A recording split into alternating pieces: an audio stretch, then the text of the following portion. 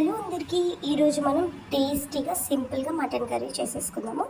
ముందుగా ఆనియన్స్, పచ్చిమిర్చి, కొత్తిమీర, పుదీనా అన్నీ రెడీ చేసుకొని టమాటా మనం గ్రైండ్ చేసుకొని పెట్టుకోవాలి. మటన్ని నీట్గా కట్ చేసుకొని కడుక్కొని పెట్టుకోవాలి. తర్వాత మనకి కావాల్సిన మసాలా ఐటమ్స్ని రెడీ చేసుకోవాలి.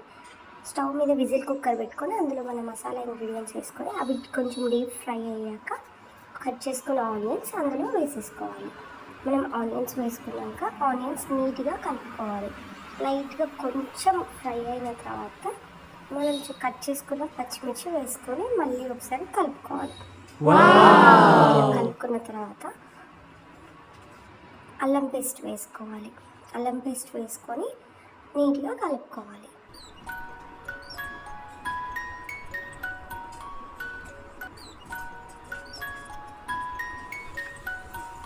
కలుపుకున్న తర్వాత కొంచెం పసుపు వేసుకొని మళ్ళీ మనం కలుపుకోవాలి. పసుపు అంతా కలిసిన తర్వాత కొంచెం పుదీనా వేసుకోవాలి, కొంచెం కొత్తిమీర వేసుకోవాలి. కొంచెం వేసుకున్న తర్వాత మళ్ళీ ఒకసారి కలుపుకున్న తర్వాత మనం ఏవైతే మటన్ తీసుకున్నామో ఆ మటన్ వేసేసుకొని మళ్ళీ ఒకసారి నీట్గా కలుపుకోవాలి.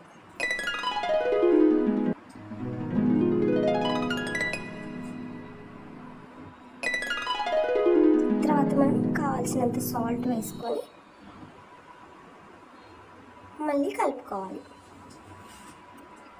నీట్గా కలుపుకున్న తర్వాత కొంచెం సేపు మూత పెట్టుకొని ఒక 10-15 మినిట్స్ అయితే ఇలా వాటరీ వచ్చినాక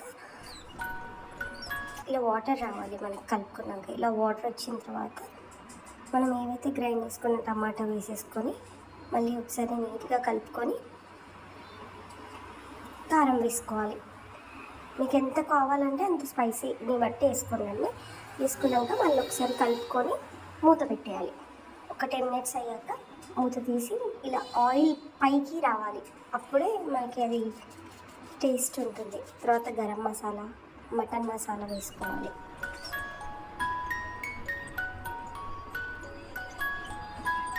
ఒకసారి మంచిగా నీట్గా కలుపుకొని కొంచెం టేస్టీ సాల్ట్, కొంచెం కొబ్బరి పొడి వేసుకొని నీట్గా కలుపుకొని వాటర్ వేసుకోవాలి.